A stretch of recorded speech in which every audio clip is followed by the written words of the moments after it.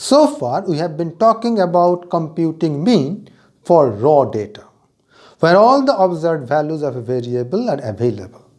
Sometimes we have to work with a frequency distribution table.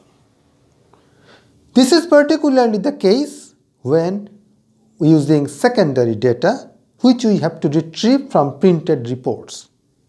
Few printed reports contain the raw data, which are often pretty huge. Reports contain only summary tables like frequency distribution tables. So it's important to know how to compute arithmetic mean from frequency distribution tables. Let's start with an example. Suppose that we have these values with arithmetic mean somewhere over here. Now suppose we make a frequency distribution like this.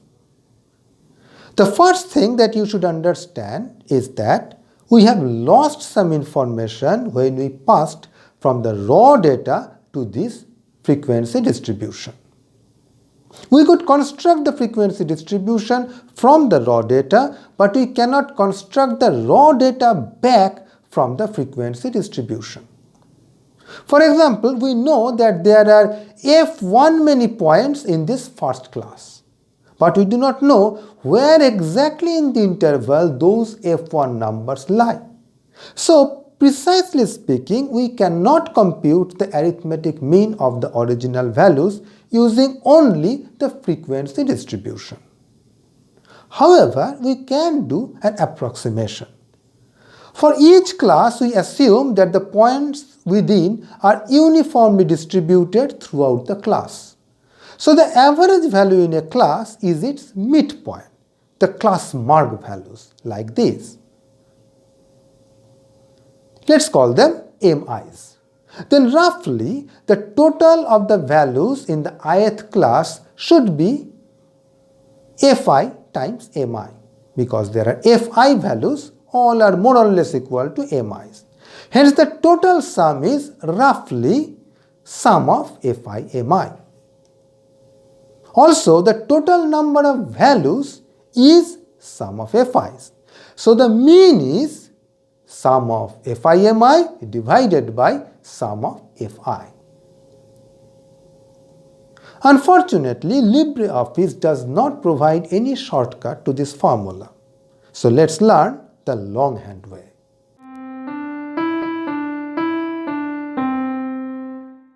Okay, we are going to compute mean of group data. So here is our group data. This is actually obtained from this, our familiar raw data. Now the technique that I am going to mention should be used only when just the group data are available. If you have the raw data, then definitely you should use the raw data. But suppose someone has already summarized it as a group data and completely deleted this raw data, only then you will use this. So I have the lower limits, I have the upper limits. Observe that not all the classes are of equal width, and I have computed the frequencies. Now I want to find out first the class mark values, that is the central value for each class, and I compute that as this plus this by 2. So I will write it as, put a bracket, then this plus this by 2.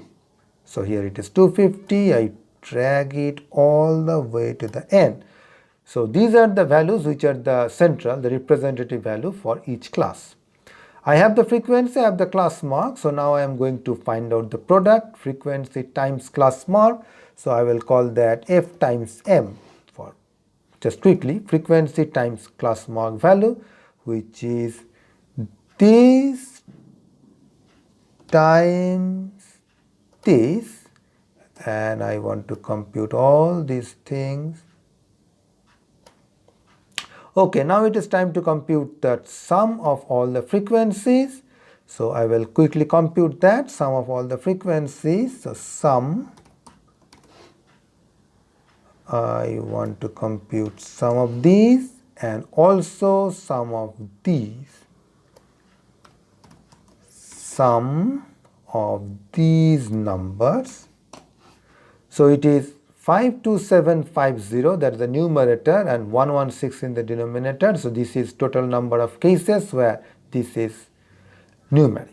So the final answer will be the grouped mean. Grouped mean or mean from group data will be your this quantity. This quantity divided by this quantity. So 454.74, etc. I will just quickly show what is the raw mean. So if you do not do the grouping, we have already done that, so I will just select it. That is 373.27, etc. So the grouped mean in general can be different from the actual mean, because when you group the data, you lost information. Now I do not know, for example, where this particular value 1 really lies. I only know there is one value between 3000 and 3500, but where is that? I do not have that information. I am approximating it by the central value. Similarly for the other things. But in this case, I have more information. I know exactly which point lies where.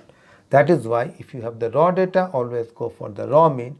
But if you do not have that, you have only the grouped thing, then you can get an approximation of the mean.